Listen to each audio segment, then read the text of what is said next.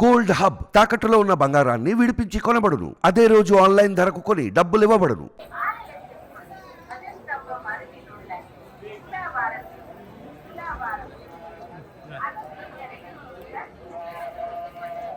Night పక్కన చూసే nine అంతే.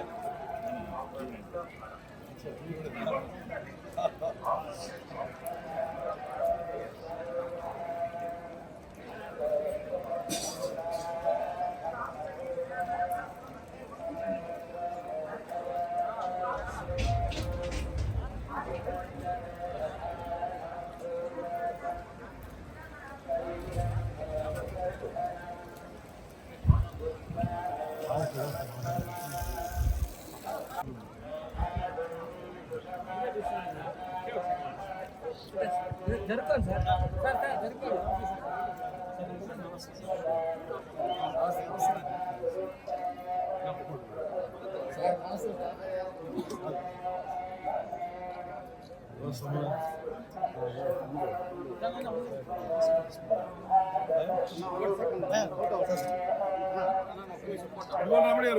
ఇటుపోలే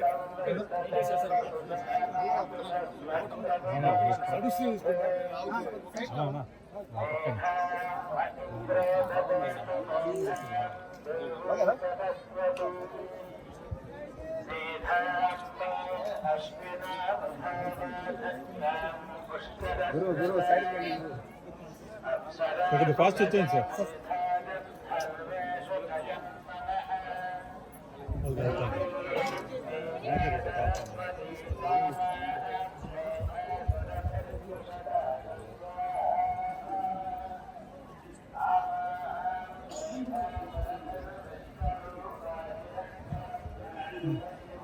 ఈరోజు నా సతీమణి కోదాడ ఎమ్మెల్యే పద్మావతి గారి జన్మదిన సందర్భంగా స్వామివారి ఆశీస్సుల కోసం దర్శనానికి కోసం వచ్చినట్టు. ఎప్పుడు తిరుపతి వచ్చినా చాలా సంతోషంగా మరి ఉంటుంది. నూతనంగా ఆంధ్రప్రదేశ్లో కొత్త ప్రభుత్వం ఏర్పడ్డది. వాళ్ళందరికీ మా శుభాకాంక్షలు, అభినందనలు.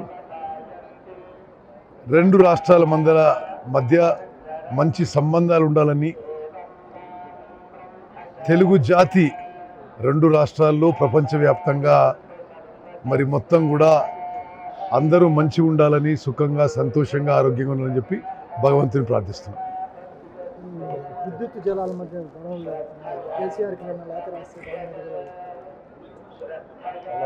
అది చట్టం తన పని తను చేసుకుంటూ పోతుంది. మేము స్ట్రిక్ట్గా ఏ కమిషన్ వేసినా ఏమున్నా చట్టం, ధర్మం, న్యాయం పాటించే ముందుకు పోతున్నాం.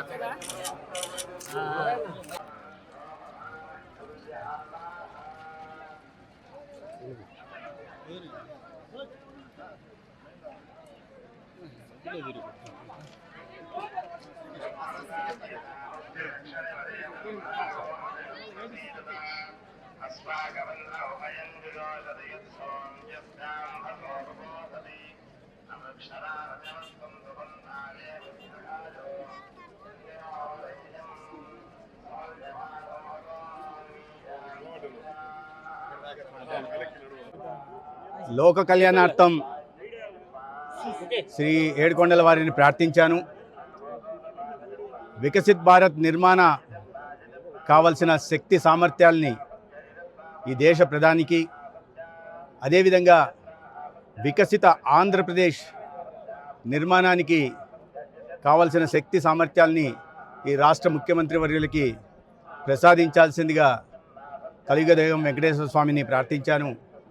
అదేవిధంగా ఒక ఆరోగ్య ఆంధ్రప్రదేశ్ నిర్మాణం జరిగి ఈ రాష్ట్రంలోని ప్రజలందరికీ కూడా ఎటువంటి జబ్బుల నుంచి మహమ్మారుల నుంచి బారిన పడకుండా ఆరోగ్యాలతో వర్ధిల్లాలని స్వామివారిని ప్రార్థించారు. భారతదేశం మళ్ళీ విశ్వగురువుగా పునర్వైభవం సాధించాలని, అభివృద్ధికి చిరునామాగా నిలిచిన ఆంధ్రప్రదేశ్ మళ్ళీ ఆ వైభవాన్ని సాధించి తెలుగు ప్రజల ఖ్యాతిని ఇనుమడింపజేయాలని స్వామివారిని కోరాను.